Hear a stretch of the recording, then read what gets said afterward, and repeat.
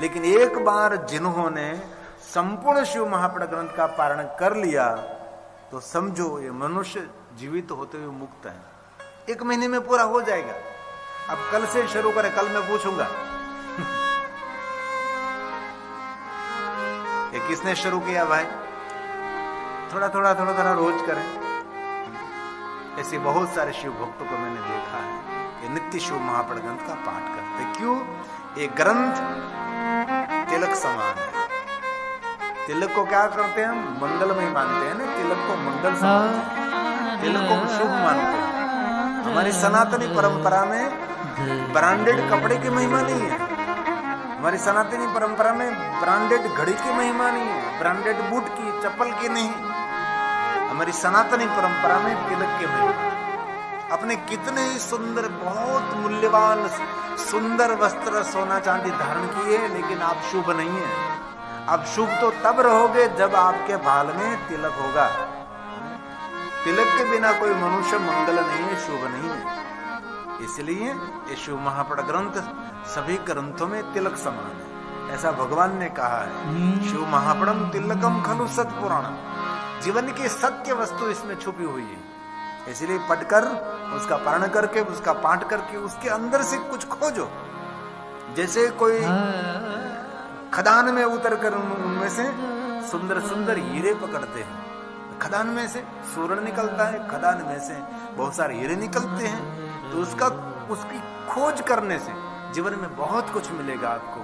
इसलिए भगवान व्यास ने कहा है कि सत्य सवर, सत्य सम्मत, वेद सम्मत और ऋषि मुनियों के वाक्य सम्मत भगवान महर्षि वेद व्यास जी की रचना है। और शिव महापड़ ग्रंथ ये सभी ग्रंथों में तिलक समान है, ऐसा भगवान ने कहा।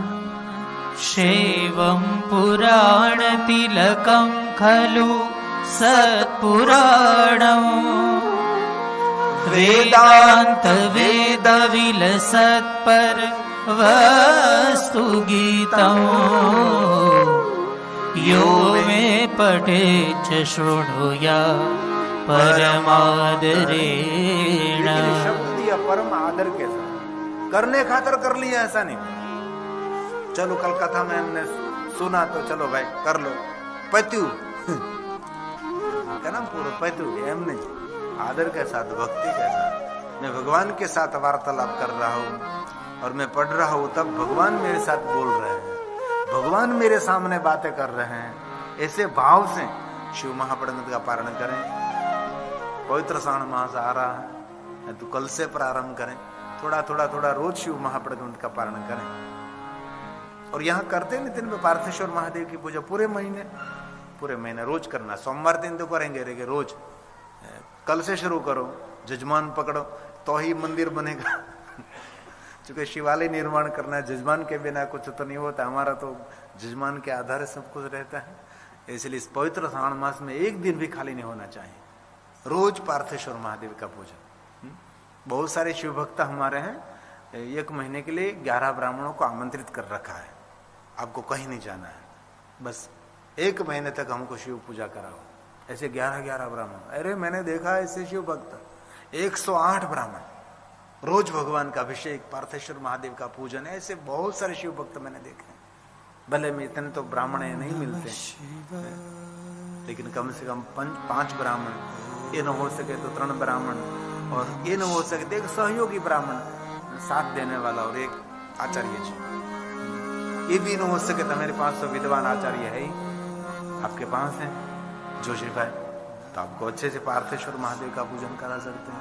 और मैं हृदय से, दिल से कहता हूँ, जीवन की सभी कामना की पूर्ति पार्थेश्वर महादेव कर देता है।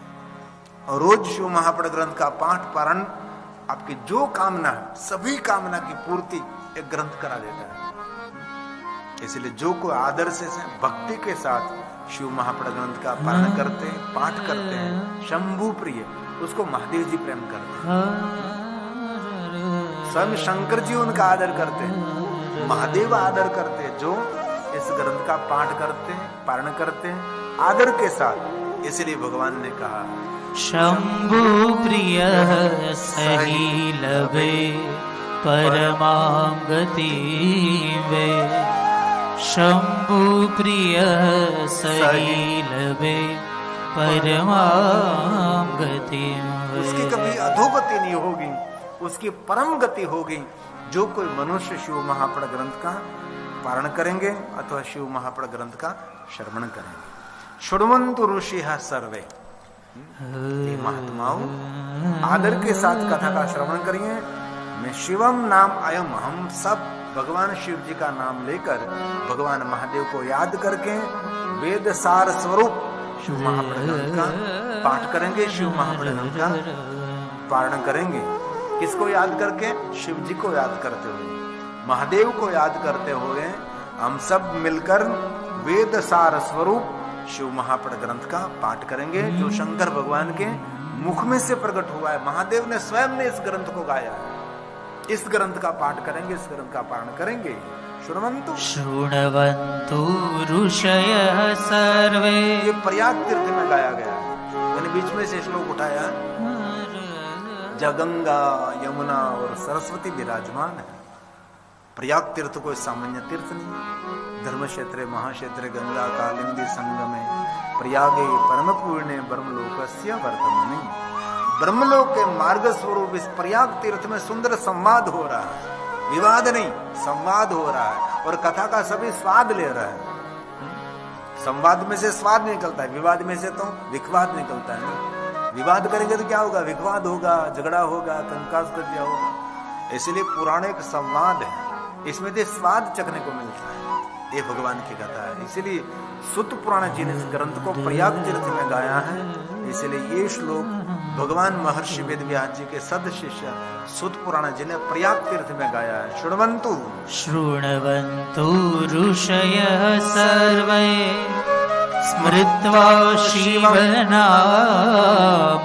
शिव जी का नाम लेकर मैं कथा प्रारंभ करता हूँ। पुराणं प्रवणं शैवम् पुराणं वेदसारजकम् पुराणं वेदसारजकम्। वेदों का सार स्वरूप शिव महाप्रभु, ये नवनीत है। इस ग्रंथ को पुराण का सार कहा है। यत्र गीतम, शिव महापुराण ग्रंथ का गायन करने से क्या मिलेगा? तो भक्ति, ज्ञान और वैराग्य देने वाला ग्रंथ है। वेद सम्मत है और जीवन की कामना मनोकामना पूर्ण करने वाला ग्रंथ है। विशेष प्रकार से भगवान शिव ने गाया है। महादेव के मुख में से प्रकट हुआ अत्र वक्ता महादेव, स्वयं शंकर जी उनके वक्ता है। श्रोता कौन है? तो स्वयं भवानी आद्य शक्ति महादेव की श्रोता है। महादेव और महादेवी ने गाया, शिव और शिवानी ने गाया, शंकर और शंकरी ने गाया, सनातन और सनातनी ने गाया, महाकाल और महाकाली ने गाया। एक ग्रंथ की बहुत बड़ी विशेषता है। इसलिए ग्रंथ क्या देता है? भगवान शिव के चरणों में भक्ति देता है। क्या देता है? ज्ञान दे रहा है। और ज्ञान से क्या होगा? वैराग्य प्रकट होगा। वैराग्य क्या देता है? मुक्ति का द्वार खोल देता है। इसीलिए इस ग्रंथ का बारंबार गायन करना चाहिए, इस ग्रंथ का बारंबार श्रवण भी करना चाहिए। त्रिवस्तु देने वाला एक ग्रंथ है। यत्र गीतम त्रिकम प्रीत्या भक्ति ज्ञान वैराग्यकम् वेदांत वेद्यम तदवस्तु विशेषेण प्रवर्णितम्। विशेष प्रकार से वर्णन करे, परवर्णितम्। विशेषेण प्रवर्णितम्। प्रवर्णितम्, विशेष प्रकार से उसका वर्णन करे। विशेष प्रकार से प्रवर्णितम्, वर्णन करे इतना नहीं, विशेष प्रकार से। कथा सारम पुराणानाम विशेषतः। कथा का कथा कहे और कथा का सार तत्व कहने का प्रयास करे। और 2 श्लोकों में कह दिया कि जो ये कथा का श्रवण करेंगे उसका जन्म धन्य है, उनका जीवन धन्य है, उनकी जननी धन्य है, उनका पिता धन्य है। कितनी सुंदर बात कि जो कथा सुनते हैं उनके लिए, सुनने के बाद कुछ याद रहे न रहे छोड़ो, लेकिन सांभळो। मन भरोसो से भाग्य को नहीं याद रहे, बाकी याद कहीं रहे तुम्हें। મજા બહુ આવે કથા સાંભળે ભગવાન યાદ રહે કે ન રહે પણ સાંભળો જો કોઈ કથા સાંભળે છે તેના માટે કહ્યું શું કહ્યું ધ્યાન દીजिए જરા तदेव जीवनं धन्यं जो कथा श्रवण कर रहे कोई जाति ज्ञाति वर्ण भेद नहीं है शिव महाप्रद ग्रंथ की विशेषता ये है यहाँ किसी को नीचा नहीं समझा और यहाँ किसी को ऊंचा नहीं समझा क्योंकि सभी जीव हैं क्योंकि दरबार शिव का है और शिव जी के दरबार में कोई जाति ज्ञाति वर्ण भेद जीव जंतु का भेद नहीं इसलिए शिव जी को हम देखते हैं तो वहां सर्प भी है मूषक भी है वहां सिंह भी है नंदी भी है दूत है भूत है देव है चित्र विचित्र जिनका परिवार है क्योंकि वहां शरीर का स्वीकार नहीं किया जाता वहां जीव का स्वीकार किया जाता है क्योंकि भगवान स्वयं शिव है ये सभी शिव जी का अंश है जिनको कहते जीव ये जीवों से भरी हुई दुनिया है और जीवलोक का कोई ईश्वर है तो भगवान शिव है शंकरम लोक शंकरम और मेरे साथ कोई रहने वाला कोई देव है तो ये महादेव है इसलिए जो कथा श्रवण करते हैं उनके लिए कहा है उसका जीवन धन्य है उसका जन्म लेना सफल है मैं श्लोक इसीलिए बोल रहा हूं कि मैं शिव महाप्रद ग्रंथ में जो भगवान ने कहा है वो संदेश आपकी ओर पहुंचाने का प्रयास करता हूं ये भगवान की वाणी है तवेव जीवनं धन्यं तवेव जन्म सफलम् कितनी सुंदर बात है गौरव करना चाहिए आज मैं भगवान महादेव की कथा सुन रहा हूँ मेरा जीवन धन्य है आज मैं भगवान शिव जी की कथा श्रवण कर रहा हूँ मेरा जन्म लेना सफल है ये भगवान का वचन है ध्यान से सुनिए आदर के साथ सुनिए तवेव जीवनं धन्यं तवेव जन्म सफलम् तवेव जननी धन्या और पिता तवेव जनको धन्या तवेव जनको धन्या उसकी मातुश्री प्रणम्य है उनके पिताश्री प्रणम्य है और व्यास जी को संतुष्टि नहीं हुई बाद में भगवान व्यास ने गर्जना कर दी उसका कुल धन्य है दादा परदादा पूर्वज हमारे सभी धन्य है जो कथा सुनते हैं उनके लिए जो कथा श्रवण करते हैं उसके लिए कहा है उसका कुल भी धन्य है और दादा परदादा બધા પિતૃ મારા ધન્ય છે तवेव कुलमृत्पृष्टं सत्यं सत्यं न संशयः यतः सदा शिवे भक्तिर्दृशि त्वयि राजते दृशि त्वयि राजते जिनके हृदय में महादेव की भक्ति विराजमान है समझ लीजिए उसका जन्म लेना सफल है उनका जीवन सफल है जो महादेव की भक्ति करते हैं शिव महाप्रद ग्रंथ में तो वहां तक कह दिया जो महादेव की भक्ति नहीं करता वो सबसे बड़ा मूर्ख है ऐसा भी शब्द दिया है कोई भी जाति का कोई भी जो महादेव की भक्ति नहीं करता उससे बड़ा कोई मूर्ख नहीं। आइए पवित्र श्रावण मास प्रारंभ हो चुका है वैसे तो कुछ भी ना हो सके तो कम से कम इस महीने में 5 लाख ओम नमः शिवाय मंत्र का अनुष्ठान भी कर सकते हैं कुछ तो नियम धारण करेंगे वैसे तो पवित्र श्रावण मास महात्म्य में कहा है कि जो आपको बहुत प्रिय है इस वस्तु को 1 महीने तक छोड़ दीजिए बहुत प्रिय उनके बिना आपका चलता ही नहीं इस वस्तु को छोड़ दीजिए 1 महीने के लिए जरूर सभी महात्मा में थोड़ा थोड़ा आपको श्लोकात्मक कहने का प्रयास करूंगा लेकिन आज के दिन संकल्प करें भगवान इस पूरे श्रावण मास में हम इतना सत्कर्म पुण्य कर्म इतना जप तप साधन अनुष्ठान उपासना अभिषेक करेंगे भगवान और आपके देश में तो कितने सुंदर पुष्प खिलते हैं, और यहां तो कनेर के पुष्प खिलते हैं। कभी देखते हैं तो लगता है वो भारत देश में जो पुष्प खिलते वही कनेर के पुष्प यहाँ इस पोर्टुगल में भी खिल रहे हैं। तो बहुत सारे पुष्पों का श्रृंगार करें। यहाँ तो पुष्पों की झड़ी है, इतने पुष्प हैं। तो विशेष प्रकार से एक महीने तक आप कुछ करें, ऐसा हमारा भाव है। कुछ भी न करें तो 7 दिन कथा तो श्रवण करें।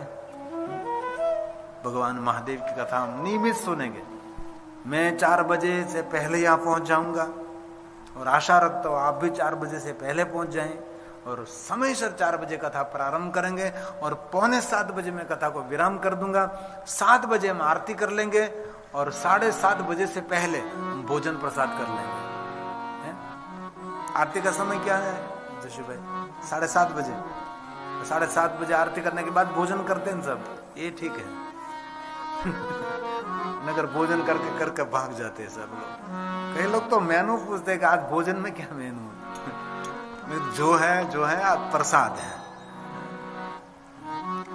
तो आइए शिव महापुराण कथा का प्रारंभ करो। मैं हम आज ग्रंथ की वंदना करेंगे। एक श्लोक में शिव महापुराण ग्रंथ को प्रणाम करेंगे। कैसे प्रणाम करेंगे? प्रसन्नता पूर्वक, प्रसन्न बुद्धि से, प्रसन्न चित्त से, प्रसन्न चेहरे से इसको प्रणाम करेंगे। ये भगवान व्यास जी की वंदना है, इस ग्रंथ की वंदना है ना, क्योंकि हम इस ग्रंथ का श्रवण करने वाले हैं। मैं इस ग्रंथ का गायन करूंगा और आप सभी ग्रंथ का श्रवण करेंगे, इसीलिए पहले इस ग्रंथ की वंदना करें। हमारे शब्दों में नहीं, भगवान महर्षि वेद व्यास जी के शब्दों में। वंदे शिव पुराणम ही।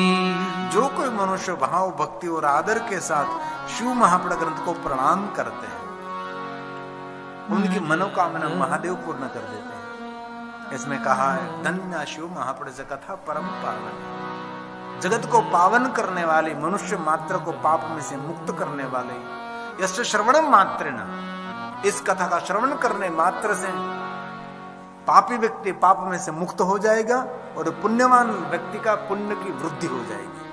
कितनी सुंदर बात। धन्य है शिव महापुराण कथा। जिस भूमि पर भगवान महादेव की कथा हम गा रहे हैं, परम धाम परम पद, परम धाम और परम पद देने वाली ये भूमि, सदाशिव महास्थानम, जिस स्थान पर मैं महादेव की कथा गा रहा हूं, इस भूमि को सामान्य भूमि नहीं समझना चाहिए। इस भूमि को शिव जी का स्थान मानना चाहिए, और सामान्य स्थान नहीं, सदाशिव महास्थानम। और कैसा महास्थान? इस स्थान पर कोई प्रवेश करता है, परम धाम परम पदम, उसको परम धाम मिलेगा, उसको परम पद मिलेगा जो कोई यहाँ प्रवेश करते, जिन भूमि पर भगवान महादेव की कथा का गायन करते हैं। धन्य धन्य कथा शंभो स्तवम धन्यो धन्य एव चः। जो कथा कह रहा वो भी धन्य है, भगवान की कथा धन्य है, जो कथा श्रवण करते वो भी धन्य है। क्योंकि जो कोई कथा सुनते, यदा करण मात्रण शिवलोको मृजे नर, जो कोई कथा श्रवण करते वो मनुष्य महादेव के लोक का अधिकारी है, भगवान शिव जी के लोक का अधिकारी है, जो कोई कथा श्रवण करते हैं। इसलिए कथा श्रवण करते करते हमारे जीवन का चित्त, हमारा लक्ष्य यही होना चाहिए, शिव प्राप्ति भवे। धन संपत्ति, वैभव, जमीन जागीर, पुत्र पौत्र पौत्रादि, ये सब कुछ ठीक है, मिलता रहेगा, लेकिन ये जीवात्मा का अंतिम लक्ष्य होना चाहिए शिव प्राप्ति। ये जीव को शिव कैसे मिले, ये जीव शिव तक कैसे पहुंचे, उसको कहते शिव प्राप्ति। तो कैसे शिव प्राप्ति होगी?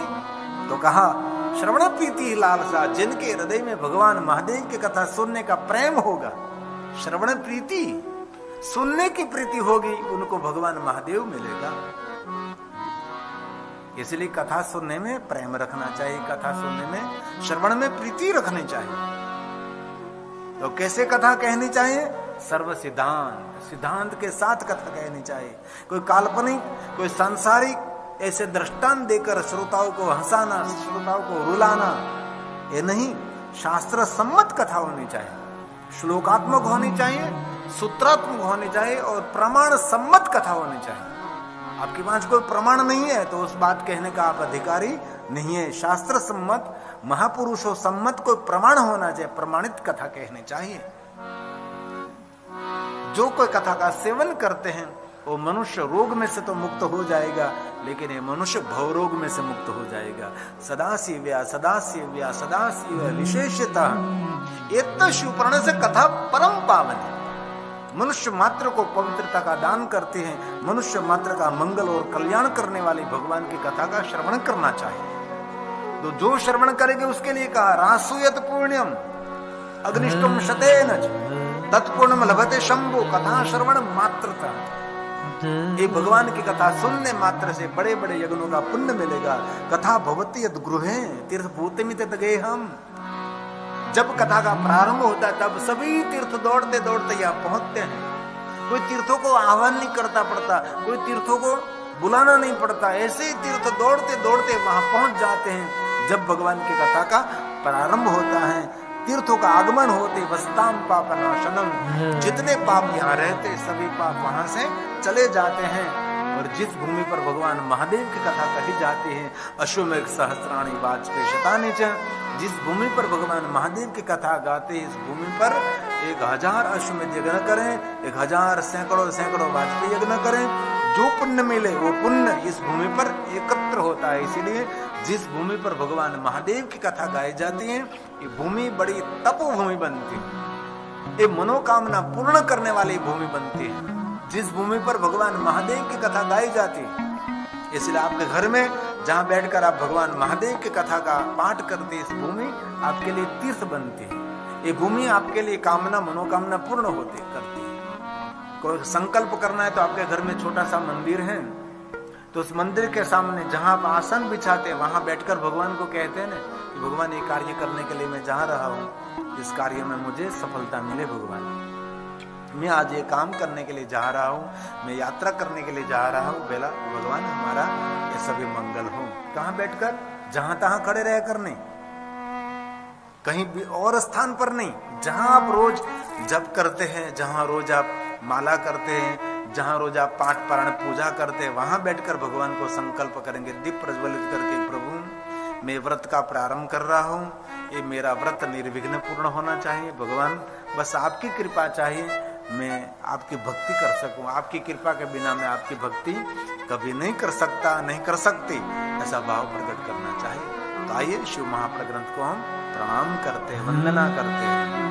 वंदे शिव पुराणं हि सर्वदाहं प्रसन्नधिः।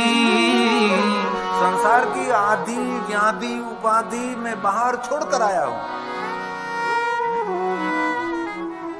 सब कुछ छोड़कर आज मैं एकदम निर्लेप होकर प्रसन्न बुद्धि से भगवान आपके कथा का श्रवण करूंगा। कैसे श्रवण करें, कैसे वंदना करें? बहुत कुछ साथ में लेकर नहीं, बहुत कुछ छोड़कर भगवान की कथा का श्रवण करें। और हमारे सबकी मानसिकता तो पता है, अभी बहुत कुछ दिमाग में खेल रहा होगा, बहुत सारे विचार चल रहे होंगे। आप पूछो, आपने आपको स्वयं को पूछ लीजिए, एक विचार पुरानी हुआ तो दूसरा शुरू हो गया, दूसरा का पाठ पुराने हो तो तीसरा शुरू हो गया। कभी कभी तो ऐसा लगता है कि मैं कथा सुन रहा हूं कि बैठे बैठे विचार कर रहा हूं, ऐसा भी लगता है ना। विचार के थॉट, इतने थॉट आते हैं कि इस विचारों से बाहर नहीं निकल सकते। विचारों के ट्रैफिक में हम रहते हैं। ये रोड का ट्रैफिक तो कभी दूर हो सकता है, लेकिन विचारों का ट्रैफिक दूर करना बहुत बहुत मुश्किल है। और हम विचारों के ट्रैफिक से थक जाते हैं, वहां से बाहर नहीं निकल सकते। इसलिए व्यायाम, प्राणायाम, कीर्तन, जप, तप, ध्यान, मन को एकाग्र करने का प्रयास करें तो बहुत जीवन जीने का आनंद आपको मिलेगा। और सुंदर बनने के लिए व्यायाम करने चाहिए और प्राणायाम भी करना चाहिए। सुंदर बनने के लिए सुंदर विचार भी करना चाहिए। हम लोग सुंदर बनने के लिए बहुत सारा प्रयास करते हैं, कितने कितने कॉस्मेटिक कितने कितने लगाते हैं, थेथा लगा देते हैं, है ना। ऐसे सुंदर नहीं होता। अंदर से सुंदर सुंदर विचार करने से वैसे ही आपके मुख पर सुंदरता प्रकट हो जाती है। इसीलिए भगवान की वंदना करेंगे, शिव महाप्रभु की वंदना करेंगे प्रसन्न बुद्धि से, प्रसन्नता पूर्वक। आपके चेहरे की प्रसन्नता तो सबसे बड़ा ईश्वर का आराधन है। बुर्जा हुआ चेहरा भगवान को प्रिय नहीं, क्योंकि भगवान को खिले हुए पुष्प अर्पण कर सकते हैं, मुरझाया हुआ पुष्प अर्पण कभी नहीं करते। इसलिए आपका खिला हुआ चेहरा परमात्मा को बहुत प्रिय है। ईश्वर की श्रेष्ठ उपासना है आपके चेहरे की प्रसन्नता। आपके पास सब कुछ है लेकिन प्रसन्नता नहीं है तो कुछ भी नहीं है। इसलिए मैं भगवान को प्रार्थना करता हूं कि आपके चेहरे पर प्रसन्नता रहे। और कोई भी क्षेत्र में प्रसन्न व्यक्ति बहुत बड़ी सफलता हासिल कर सकता है। प्रसन्न व्यक्ति मोटू चढ़ावी बैठेला माणसो सारा ना लागे ना। घણા માણસો સવારમાં ઉઠી ત્યાંથી મોટું ચડાવેલું હોય, શા માટે? હરિયાશભાઈ કે તબલે ચડેલું હોય ને, તબલું ચડેલું હોય ને તો ફાટી જાય, તો મોઢાનું શું થતું હશે? આ તબલું આમ ચડાવવું પડે ને, વગાડવા માટે ચડાવવું પડે, પછી એને વગાડી લીધું એટલે ઉતાર નાખવાનું, નકર ચડેલું તબલું ફાટી જાય. આ તોબડો ચડેલો છે એનું શું થતું હશે? વિચાર કરો, ઘણા મોઢા ચડેલા જ હોય. इसलिए प्रसन्न चेहरो परमात्मा ने प्रिय है. शिवपुराण में कहूं प्रसन्न बुद्धि, प्रसन्नता पूर्वक भगवान का पूजन करे, प्रसन्नता पूर्वक परमात्मा की आरती करे, प्रसन्नता पूर्वक. इतना शब्द क्यों दिया भाई? મને ક્યારેક વિચારો કે એવું કેવું છે, મોઢું ચડાવીને કથા સાંભળો, મોઢું ચડાવીને ભગવાનની પૂજા કરો, પણ એવું ના કેવું પ્રસન્ન બુદ્ધિ, પ્રસન્ન ચિત્ત, પ્રસન્ન ચહેરો, प्रसन्नता पूर्वक भगवान की कथा श्रवण करें. इसलिए कहा मैं प्रणाम करता हूं भगवान महादेव आपके वांग में स्वरूप का, लेकिन प्रसन्न बुद्धि से मेरी संसार के आदि व्याधि उपाधि सबको छोड़कर मैं प्रणाम करता हूं. ऐसा भाव प्रकट किया. श्लोक का भावार्थ है वंदे शिव पुराणं हि सर्वदा हम प्रसन्नधिः शिवः प्रसन्नतां याय दद्यात् स्वपदयोरति दद्यात् स्वपदयोरति. मेरा मन मेरा चित्त आपके चरणों में समर्पित करते हुए मेरी प्रसन्न बुद्धि से आपका वांग में स्वरूप शिव महापण भगवान को मैं प्रणाम करता हूं. ऐसा भाव. अब कथा शुरू हो रही है. 2 घंटे से कह रहा हूं वो कथा ही थी, वो ऐसा नहीं, लेकिन धीरे धीरे कथा का द्वार खुलता है ना. धीरे धीरे धीरे कहीं मंदिर में जाना है तो क्या करेंगे? पहली सीढ़ी पर पैर रखेंगे, दूसरी सीढ़ी पर पैर रखेंगे, है ना. बाद में धीरे धीरे मंदिर का द्वार आएगा और मंदिर के द्वार के बाद मंदिर के द्वार खुलेंगे और प्रभु का दर्शन होता है. वैसे कथा का भी ऐसा है. तो जहाँ गंगा यमुना और माता सरस्वती विराजमान है, वहाँ बहुत सारे ऋषि मुनियों ने दीर्घकाल तक चलने वाला बहुत बड़ा यज्ञ का आयोजन किया था. और सभी यज्ञ में ऋषि मुनि उपस्थित थे. सभी ऋषि मुनियों के दर्शन के लिए सूतपुरा जी वहां पधारे थे. कथा कहने के लिए नहीं आए थे, लेकिन वैसे ही सब महात्माओं का मुझे दर्शन मिला. बहुत लंबे समय तक यज्ञ चलने वाला है, इसीलिए यज्ञ का मुझे दर्शन मिले. इसलिए सबको मिलने के लिए और दर्शन करने के लिए आए थे.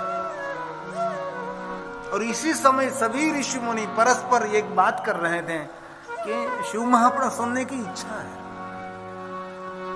कोई परम वक्ता शिव महापुराण समझाने के लिए जो मिले तो हम सब भगवान महादेव की कथा श्रवण करेंगे, ऐसा अंदर से भाव प्रकट कर रहे थे. और इसी समय सूत पुराण जी का आगमन हुआ. सभी महात्माओं ने देख लिया, अरे भगवान महर्षि वेदव्यास जी के कृपा पात्र सूत पुराण जी पधार रहे हैं. सभी महात्माओं ने आगे जाकर उसका स्वागत किया, क्योंकि सभी ऋषि उससे परिचित थे. सभी कथा के गायक भी हैं और शब्दों के आचार्य भी हैं. भगवान महर्षि वेदव्यास जी के कृपा पात्र भी हैं और सभी कथा में निपुण पूर्ण है. किसी को भी निरुत्तर कर सकते, इतना सुंदर श्रेष्ठ वक्ता है. इसलिए सभी महात्माओं ने बहुत मान सम्मान के साथ सूत पुराण जी का स्वागत किया, आदर किया और ऊंचे आसन पर विराजमान किया. कि हम सभी जानते हैं कि आप दरेक पुराण के वक्ता हैं। कोई भी पुराण की कथा आप बहुत सुंदर पद्धति से कह सकते। भगवान व्यास जी ने आपको बहुत आशीर्वाद दिया है, इसलिए हमारे सबके हृदय में एक भाव है कि हम सभी महादेव के बारे में कुछ सुनना चाहते हैं, भगवान शिव जी के बारे में हम सब सुनना चाहते हैं।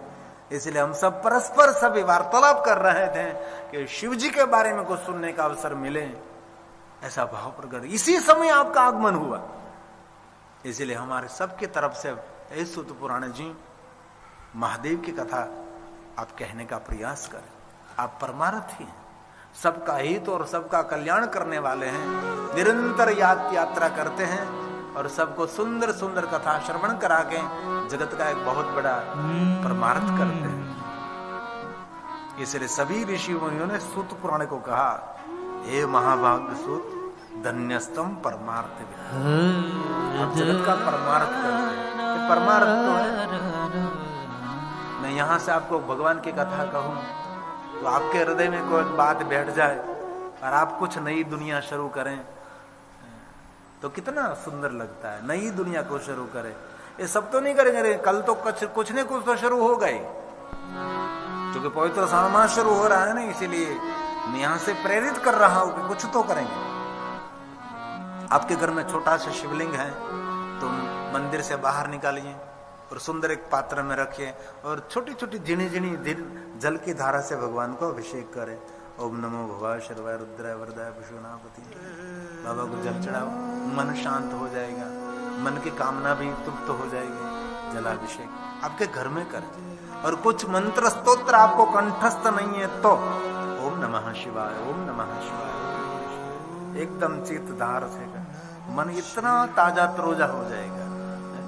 सबने अभिषेक किया है, राम से लेकर कृष्ण से लेकर सभी ऋषि मुनियों ने, ब्रह्मा ने, विष्णु ने, सबने अभिषेक किया है।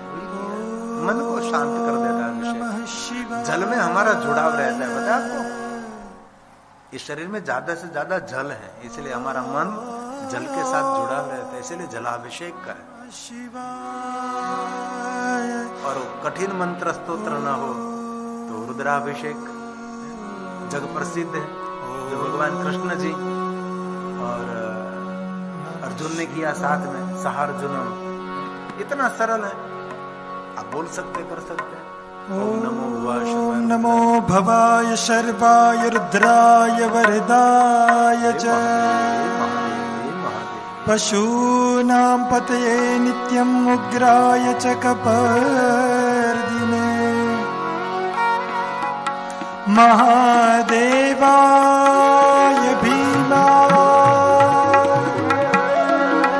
त्र्यंबकाय शिवाय च ईशानाय मखघ्नाय नमस्ते मखघातिने कुमार गुरुवे नित्यं नीलग्रीवाय वेधसे पिनाकिने तृष्णाय सत्याय विभवे सदा विलोहिताय धूम्राय व्याधिनेन पराजिते नित्यनीली शिखण्डाय शूलिने दिव्यचक्षुषे नमो विश्वस्य पतये महतां पतये नमः। नमः सहस्रशीर्षाय सहस्रभुजभृत्यवे सहस्रनेत्रपादाय नमः। संख्याय कर्मणे नमो हिरण्यवर्णाय हिरण्यकवचाय च भक्तानुकम्पिने नित्यं सिद्ध्यतां नो वरप्रभु। एवं स्तुत्वा महादेवं महादेवं महादेवं वासुदेव सहार्जुन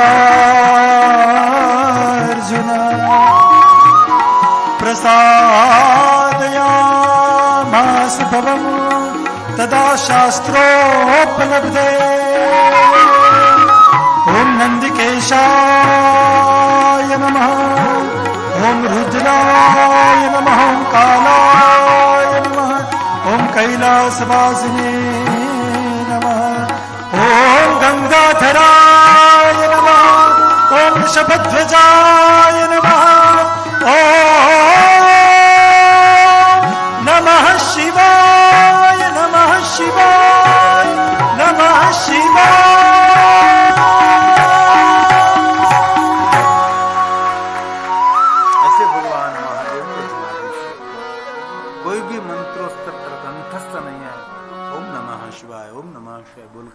घर में जो छोटा सा शिवलिंग है उनको जलाभिषेक करें, सुंदर दीप प्रज्वलित करें। कल से कुछ न कुछ नया प्रारंभ करेंगे। 1 महीने तक हमारे जीवन में कोई नवीनीकरण होना चाहिए, तो अलग सा भाव होना चाहिए।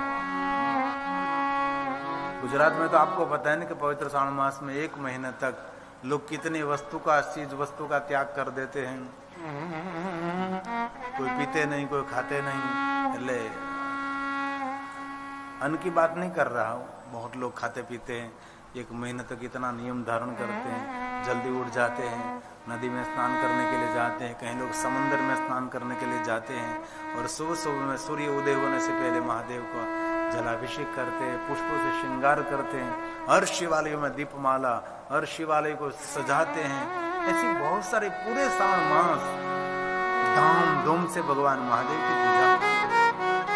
तो आप सभी को वे हमारी नम्र निवेदन है, कल से कुछ नया प्रारंभ करें। 1 महीने तक हमारा पूर्ण व्रत रहना चाहिए। आपके समक्ष 7 दिन के लिए महादेव की कथा में गाऊंगा, लेकिन 1 महीने के लिए आपको विशेष कुछ करना है। और 1 महीने आप करोगे तो आपका मन आदती हो जाएगा, आप रोज करने लगोगे। ऐसा नहीं कहोगे चलो महीना पूरा हो गया अब कुछ नहीं, ऐसा नहीं, रोज शुरू हो जाएगा। इसलिए सभी ऋषि मुनियों ने सूत पुराण का सामने भाव प्रकट किया, जिज्ञासा व्यक्त की है, सूत जी का संबोधन किया और महाभाग्यवान कहा। जो कथा कहने वाले सूत पुराण जी हैं उसको कहा आप भाग्यवान नहीं है, आप महाभाग्यवान है। क्यों महाभाग्यवान?